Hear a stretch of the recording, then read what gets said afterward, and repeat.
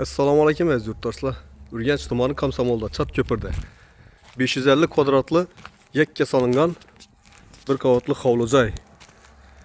Bu yon taraflarimiz ham keng mo'l otiz, bu yon taraflarimiz ham mevazor katta otiz. Priroda voshib gap yo'q, havosi ham boshqacha. Yurtdoshlar, bu yon taraf yon boshini ko'rsataman. Uzunasiga yetgan bir 60-70 metr.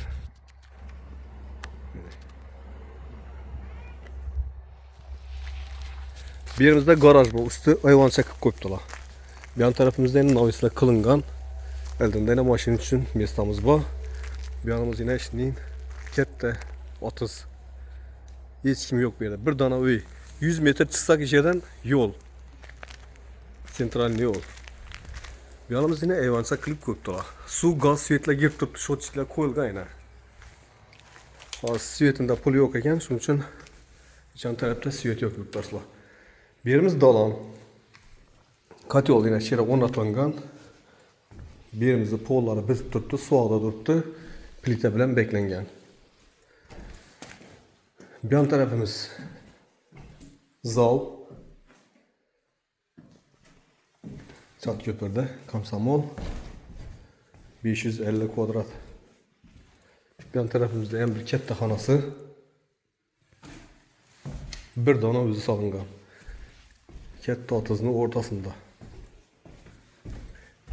Bir yanımız kichkinasi bor ekan. Bir yan tarafımız kuxnya. Gaz turbalar tushgan. Bir yanımız kladovka.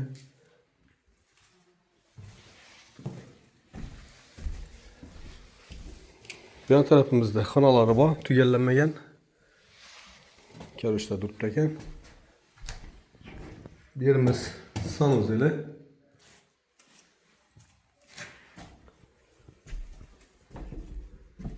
Bir yan tarafımız 30, yan boshamba, molxona, tovuqxona qilib qo'yibdilar. Bir yan taraflari bilan bir ham keng tushgan.